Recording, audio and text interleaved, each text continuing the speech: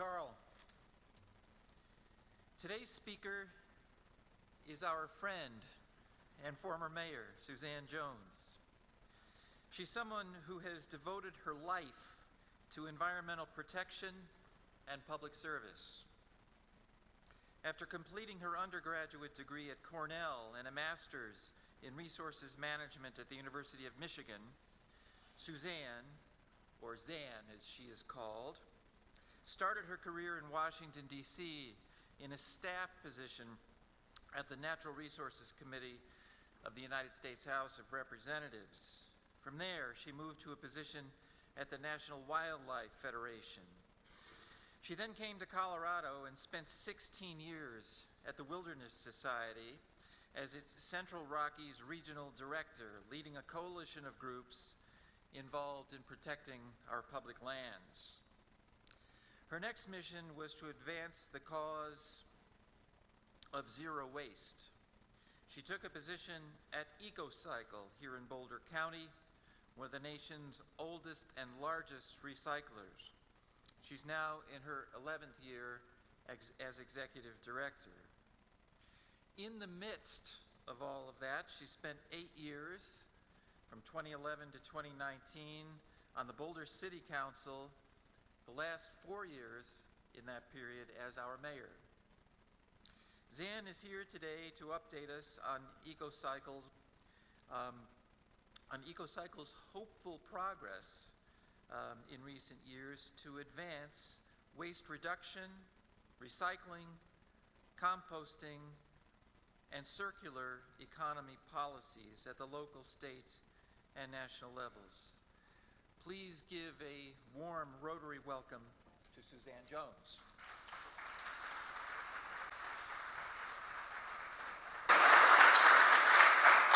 Well, good afternoon. Thank you, Dave. That was a very overly long introduction, but so glad to be here among friends and leaders in the community. It's always great to talk with you guys and to do projects with you as we have done in the past. So let me jump right into what we're doing. Let's start with who we are. Ecocycle, well, right down the road, just next door. We started out as volunteers loading newspapers and old school buses, and as noted, we're now one of the oldest and largest nonprofit recyclers. We have hands-on experience in most all aspects of zero waste, and that shows up in a lot of different ways. Many people know part of us, but there's a lot to Ecocycle. We are the contracted operator of the single stream recycling, Boulder County Recycling Center just around the corner.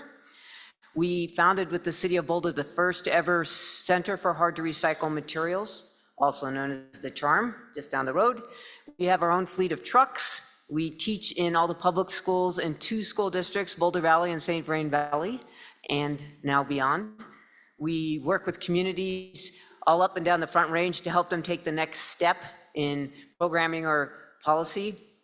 And we go down to the state legislature and try to pass state policies. So we do a lot of different things. Our MO is to figure out solutions here in Boulder County and then refine those models and export them to the world. And as such, we're pioneers often trying to innovate, then implement, and then advocate for solutions. Our latest first was buying the first ever electric compost collections truck, which the governor was happy to see as part of the greening of our transportation sector. So, why do we do what we do? If we were going to sum it up, it would be for 3 main reasons. One is equity. A lot of the developing nations and frontline communities next to smelters and refineries are bearing the brunt of consumption that the rest of us get to enjoy. Resource depletion, you know that in the United States we are blessed with a high standard of living, but if everybody in the world was to rise to that level, it's estimated it would take another 5 planets to supply all those natural resources. So we got to figure something else out here. And then lastly, climate change. There's a huge climate impact to consumption, and EPA estimates that 42% of the US footprint is from making and disposing of all of our stuff and our food. So Zero waste is very much an important part of our solution for climate. There's three ways that plays out, just so that everybody's on the same page. One is you save a lot of energy when you make new products out of old products. So like an aluminum can, you save 90% of the energy making a new can out of an old can. So that's significant.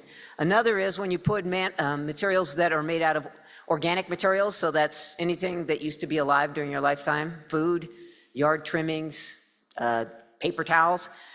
It creates methane when you put it in a landfill, which is a very potent greenhouse gas. And then finally, if instead you take all those organic materials and you turn them into compost, put them to beneficial use, you can rebuild our soils, which are huge carbon sinks. We actually store more carbon in soils than we do in plants. So that's an important natural climate solution.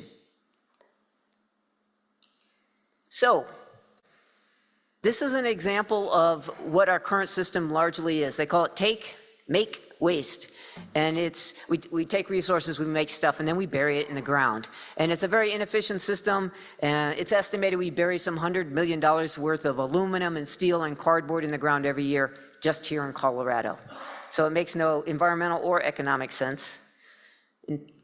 Instead, and I should note that nothing epitomizes this more than single-use disposables, most of which are out of plastic, which we just use for a fraction, a minute or two, and then we toss, even though they're often made out of non-renewable resources. So this is part of our problem that we're trying to solve for. What we're after is to evolve to circularity. And so recycling is part of the solution, but circularity is really where we make products and reuse, reduce, recycle, and keep those materials in circulation as long as possible. Part of the answer, though, is also to remember that there's a hierarchy here that's very important. We have to reduce the amount of resources that we're using first. So reduce, reuse, recycle is in the middle. It's an important part of the solution, but it is not the answer. It's part of the answer. And so anyhow, you think about nature. Nothing's wasted in nature. And the more our systems mimic nature and that efficiency, that's what we're after. So what does that look like? We are working hard in Boulder County, across Boulder County, and we're making a lot of progress, but we realized, that's not enough. We need to help the entire state. How are we going to do that? So a handful of years ago, we started putting out this report called The State of Recycling and Composting, and it talked about how the state was doing as a whole, which isn't well. And it also held up cities that showed what was possible, like Boulder and Longmont and Loveland. And there's a handful of leading cities that give us hope to what is possible. And what it did was to shine a spotlight on how well we're doing and also generate awareness and momentum for change in the legislature and the governor's office. A few key findings, just to pique your interest. One is that Colorado is really bad at waste diversion. We only recycle and compost about 16%. That's less than half the national average. We pride ourselves in being green. We're not that green. You'll see that aluminum cans, which are worth money, and they come from bauxite ore mined in rainforests. They represent jobs, and we only recycle 14% of them. So this is the opportunity that we were trying to draw attention to, and from this generated a whole handful of legislation and policies over the last handful of years that are setting Colorado up to become a leader.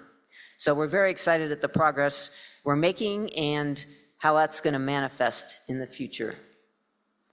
So one of the first things is we need to reduce. Remember, reduce, reuse, recycle. One of the ways is let's tackle the single-use disposable problem by getting rid of stuff we don't really need.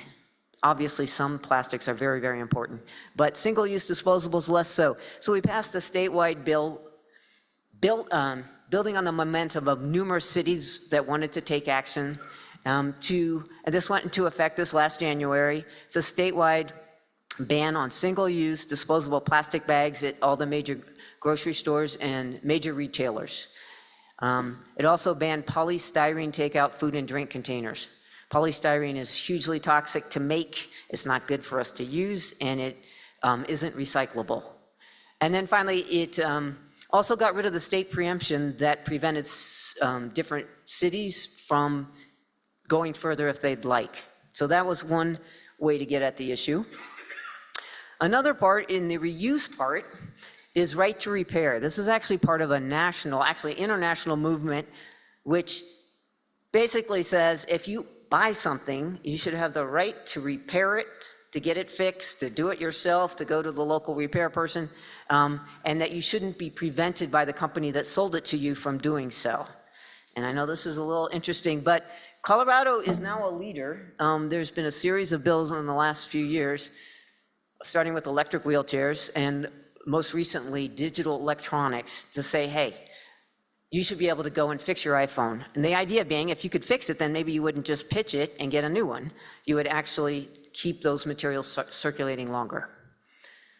But recycling is kind of our jam, and so we've been working really hard on that. And we've done some pretty, I think, transformative things over the last few years. One of the reasons why Colorado's diversion rate is so low is because most people don't have ready access to recycling services. We are spoiled here in Boulder. We've had curbside forever. It comes with your trash. You don't have to do anything extra to get it. Most of the state of Colorado, you gotta find a hauler to come get your stuff if you want recycling service, okay? 6 of the 10 largest cities do not have automatic curbside collections. So one of the things we did was, hey, let's put a fee on tons that are tipped at a landfill. I gotta note that the $4 is a little bit of a typo. The conversion between cubic yards and tons depends on weight. But anyhow, it's a small fee on every ton that is landfilled. It goes into a grant fund, and communities, businesses, nonprofits can apply for funding to help set up programs, policies, infrastructure to divert more recyclables and compostables. So that was so successful that it was just expanded to be statewide this year. And one of the elements of it is to provide technical assistance to cities that want to take the next step. And Ecocycle is a proud subcontractor delivering that service. Another thing is, in order to recycle, you have to not only have products that can be recycled, you need end markets that want those materials back. And here in Colorado, we're a little bit in an island in the middle of the country. So we learned from what some other states have done, and we did a study bill and then passed legislation to set up a circular economy development center, which is attracting new businesses and also supporting existing ones that use recyclable materials in their new products, basically remanufacturers. And some of the new, they just got started. Circular Colorado is running that center, and they are trying to tackle some tough stuff like textiles, asphalt shingles, and plastics. So that's exciting. So look, getting at things from both angles. But the big one that we're very proud of is producer responsibility. We were able to pass that in 2022. How many people have heard of producer responsibility? Okay. What it is it transfers, and it's producer responsibility for packaging is what we were able to pass. It is the law of the land in the European Union, has been for a couple decades. Also in Canada. Colorado was the 3rd state to adopt it. And what it is the producers, also known as the consumer brands, think Pepsi, Nabisco, etc., they become responsible for all the packaging, so the bottles, the cans, the jars, the boxes. They pay for the end-of-life recycling of all that packaging that they sell into Colorado, okay? So rather than you paying for recycling, they pay for it. And it's only a fraction of a cent per box, jug, jar, but it's meaningful to them, and the way the system works is they run the system, all the producers organize themselves and they run the system. They charge themselves a per unit price on every jug, jar, box.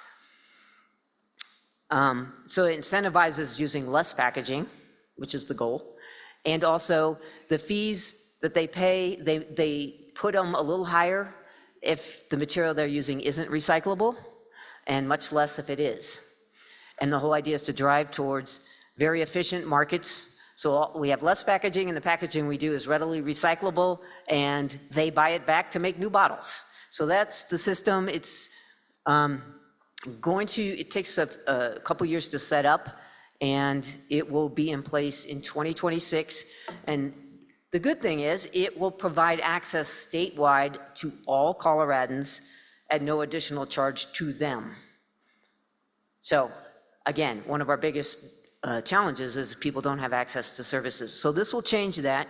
Again, there are now 10 other states in the country considering this. So eventually it's going to be the national system, which is, again, the markets take care of the stuff they're putting out, and they have design efficient systems to do that. Okay, one other big topic we want to make sure to cover is organics, because 30 to 40% of the waste stream is food waste, yard trimmings, leaves and branches and stuff like paper towels and whatnot. And landfilling, we mentioned, creates methane, which is a very potent greenhouse gas. But if we put those materials to beneficial use, they're a powerful climate solution. You may all have, how many people are aware of the rule changes that happened last year about what you can put in your compost bin? Okay, kind of annoying, but what that was about was contamination. And A1 Organics is the big composter that deals with all of the organics collected in the Northern Front Range. They're out near Keansburg. And they said, you know what, we're getting too much stuff that looks like it should be compostable, but isn't, or people not paying attention. So we're just gonna make it simple. Only food, only yard waste. And they finally relented and said, and the compostable bags that you put it in, but that's it. And it was very disruptive, but it has provoked a lot of thinking about how do we get rid of contamination, and how do we make it simpler so that everybody can compost and we can have these materials going to beneficial use. What does that look like? And so we're working on that with a series of legislation, but it comes down to two things. One is to do a couple studies, which are underway now. What infrastructure's out there? We don't hardly have any composting infrastructure around there. And what do we need? And then the other is, and let's deal with contamination by truth and compostable labeling. Let's make darn sure that if you're going to say something's compostable on your packaging, it's because it's certified compostable, and make it obvious so all of us can tell which bin it goes in. So composting is where recycling was about 20 years ago. It's a work in progress. Happy to talk more about this, but that will be a big priority in the years to come. So I'm going to skip what's happening nationally because I'm being told I need to, and because most of what's happening is happening at the state level and the local level. So let's talk real quickly about local level. Engagement by the community is key. And there's a lot of different ways to do that. One is join Ecocycle, go to our website and be a part of getting trained and being an ambassador for how to do circularity and zero waste. One is every day you vote with your dollars, be an informed consumer. Buy materials in recyclable packaging or with less packaging, or buy bulk, etc. And of course, educate your networks. And there's two specific things happening locally I want to draw your attention to, and that is Boulder is pretty good at recycling. We're less good at composting, but we're better than most. But one of the big things we're really at the pioneer is how do we stand up reuse? How do we scale reuse and get that back into, it's kind of the new old technology. Use a coffee mug. But those are what we're realizing is that's the future. And so there's different things underway, like our cup is now, and ball, if you go to a CU event, you get ball reusable containers for your drinks, or recyclable, I should say, reusable here. Deliver Zero is something you can sign up when you get takeout food. If your restaurant is participating, you can get it in reusable takeout containers. These are steps. Watch for them, participate in them. We're going to start trying to scale up. City of Boulder is really leaning into this. And then lastly, I'll just note that if you're into the natural end of things, the composting end of things, City of Boulder has a Cool Boulder campaign. And it's all about rebuilding our soils, rebuilding our tree canopy because it was sort of decimated by the emerald ash borer, and also planting more pollinator habitat to basically make our environment more resilient as the climate heats up. And so that's also an exciting sort of natural end of thing you could do. So with that, I will end it here. I want to thank you all so much for all you do for the world and invite you to go to our website if you want to learn more about any of this. Thanks.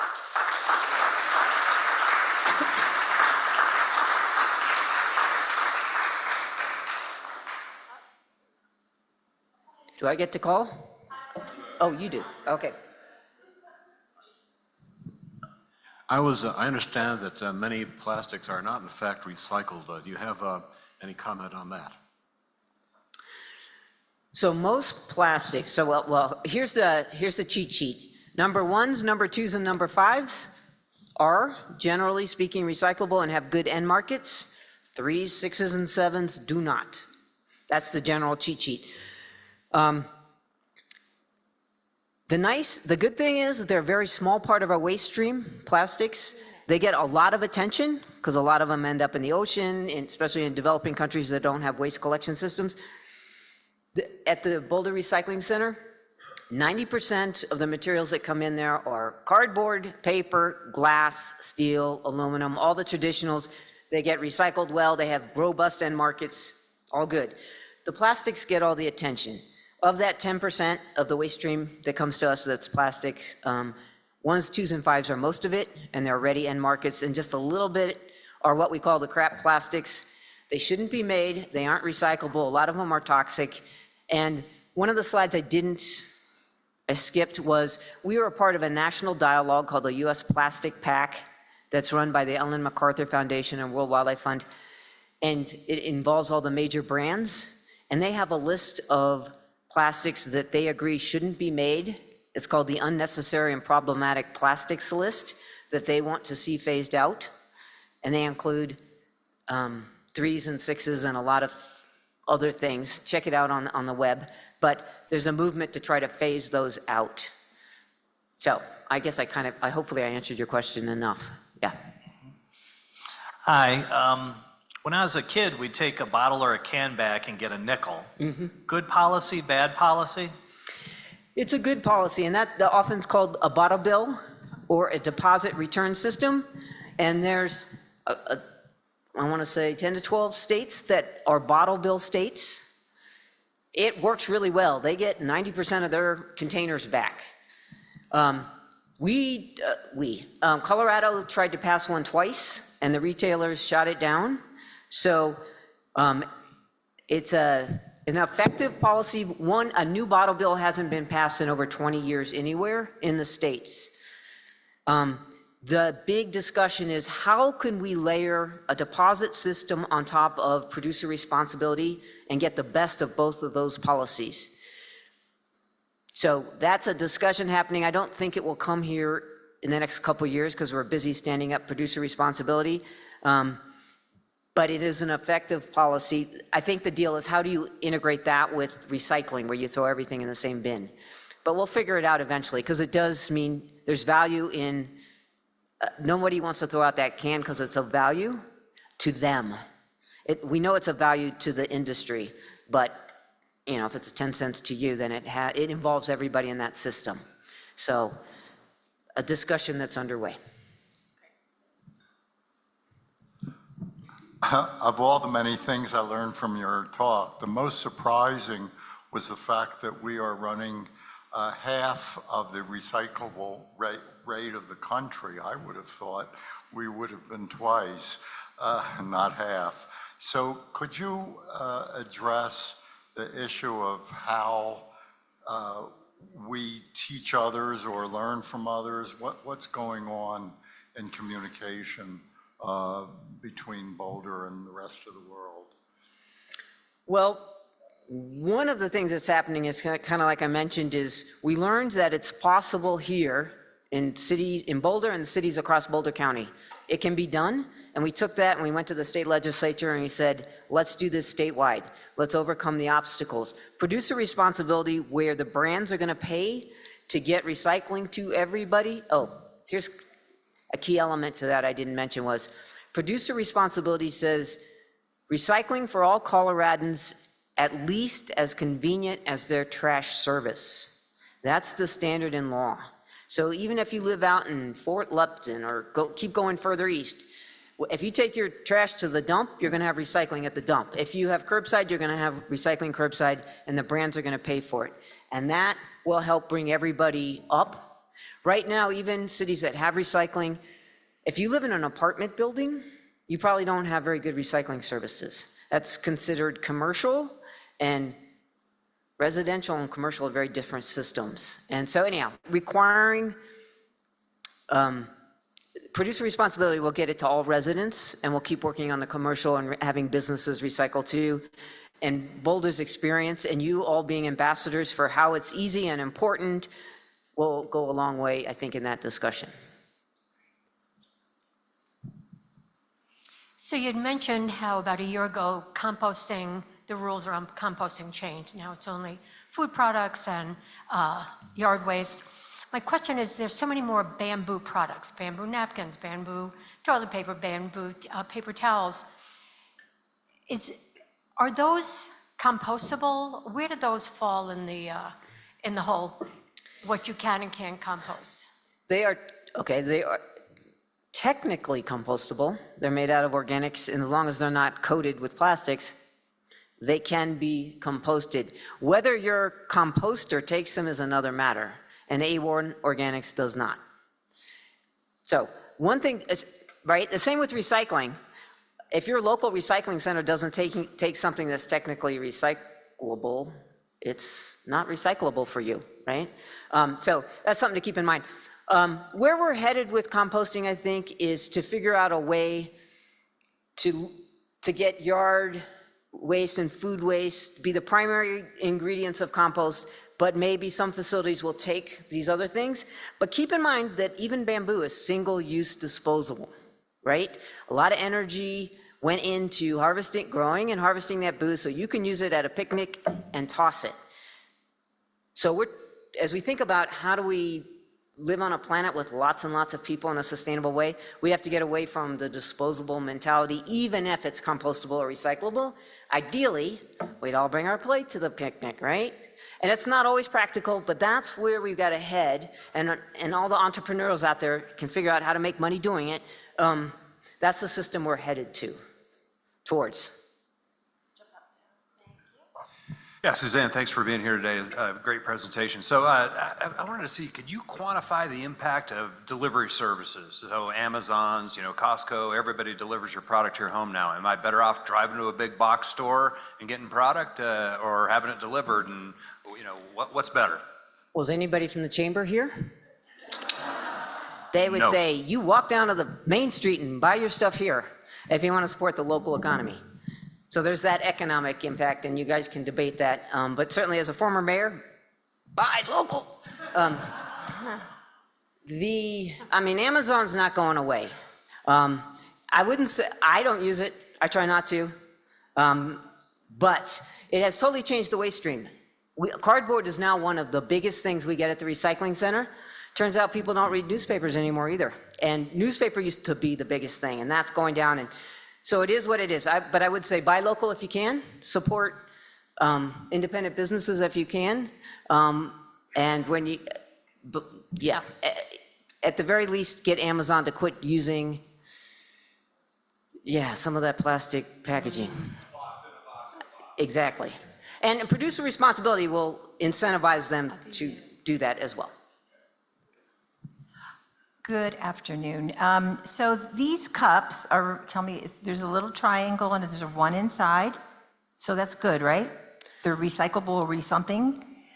But every Friday, we use 80 to 100 of these single use and then we toss them. So I'm just promoting us looking at something else. I think encouraging JCC to move towards reusables would be great. And frequent customers like yourselves maybe would have influence. Squeeze through, please. The chasing circles triangle does not mean it's recyclable. That is such a misleading thing, but all it is a polymer number. Turns out number ones, which is PET, are recyclable. They're recyclable here in our region. So yes, put that in the recycle bin. But just know that the circles don't mean it's necessarily recyclable. You'll see the same thing with the 3, and that's made out of PVC, and there aren't good markets for that. So it's very misleading, the whole, yeah. How are our restaurants and grocery stores doing about recycling food waste? Because of this change in the rules, it isn't very practical to do front of house consumer-facing composting, to be honest, because it's too confusing. Like you just said, is this cup recyclable, compostable, or trash? I gotta look at it. Yeah, like that's not gonna. So anyhow, so front of house composting is kind of going away. Back of house means the folks chopping the carrots to put the carrot top in back in the kitchen. That is where the focus should be, and that's where most of food waste actually is, and it's food waste that you're after, because that's where the nutrients are that rebuild the soils, all that. So back of the house, yes. Front of the house doesn't work unless it's so simple, and there's just reusables. You scrape up your plate or something like that. So our restaurants are trying to muddle through that. There's a hierarchy to food waste, just so you know. The first being, if it's edible for people, how do we get, the wilted lettuce and the brown bananas to people? And we have a lot of, Boulder Food Rescue does a good job at connecting the grocery stores to the food servers, providers. So that's good. The next would be to send that to animals to eat. And then third is to get it composted.